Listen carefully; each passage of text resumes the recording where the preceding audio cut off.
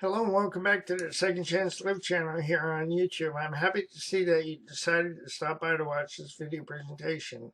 Thank you. In today's video presentation, I'm going to be sharing the third part in the installment of Discovering a New Normal After Brain Injury. It's a three-part video presentation series. And I encourage you, if you have not already watched part one and part two, to do so. Each part builds upon the previous part. So, to read the article, part three, put on my glasses and bring up the article. I want to thank you for your time. And here's the article. Strategies for discovering our new normal after a brain injury. Strategies that have given me the ability to own my power in my ongoing brain injury recovery process. What makes me who I am in my life. And these are things that I discovered that I think are important in the process of an ongoing recovery process, that we work on our mind, body, soul, spirit, and emotions. So these are what I've discovered about each one of these elements or factors in our brain injury recovery process. So growing in my mind is growing in wisdom and understanding of how to relate to ourselves, other people, and the world around us. And this is very important in terms of the mind or our intellect, is to understand ourselves and how we learn. How we learn before our brain injuries may now be different. As a result, we may find ourselves frustrated with learning. Consequently, the way that people or teachers may be trying to teach us may not be the way that we learn. Consequently, it's very important to get tested to find out what is your way of learning. Are you a visual, auditory, or kinesthetic learner? Kinesthetic being doing, or a combination of a visual, auditory, and kinesthetic. I have a combination of I need to watch and then do. And it just takes me a long time to do because I have to repeat because I have a difficult time learning sequences. So our body, using the principle of neuroplasticity to improve your hand-eye coordination, balance, body awareness, coordination, focus, and agility. Create new neural pathways and brain reorganization through repetitive mirror movements using both the dominant and non-dominant sides of our bodies. And these are the way that we connect to ourselves and to a loving God. Our spirit, my connection to God, my connection to myself, the importance of making peace with God so that I can trust Him and His guidance. The importance of making peace with my past is so that my past does not spoil my present. So, growing in knowledge and wisdom of how to accomplish what I discovered through the process of growing in acceptance, which came through the process of grieving, so that I can get to a place of action, to realize that I can have choices, and those choices allow me to create hope in my life a little at a time.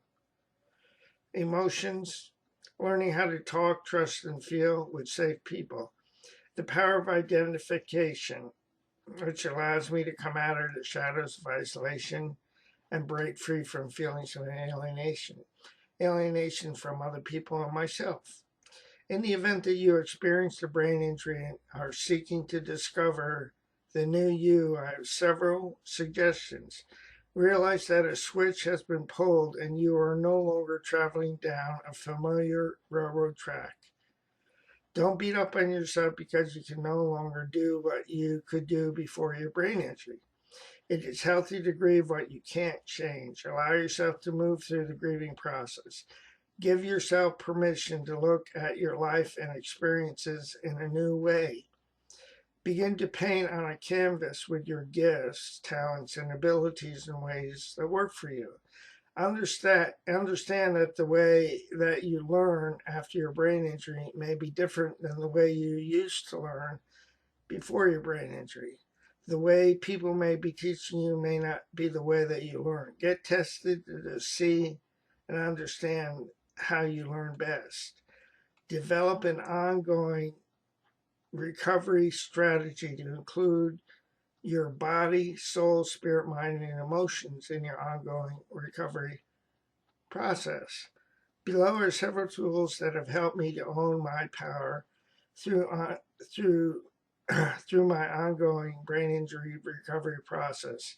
You may find that these tools too may be helpful in owning your power after your brain injury.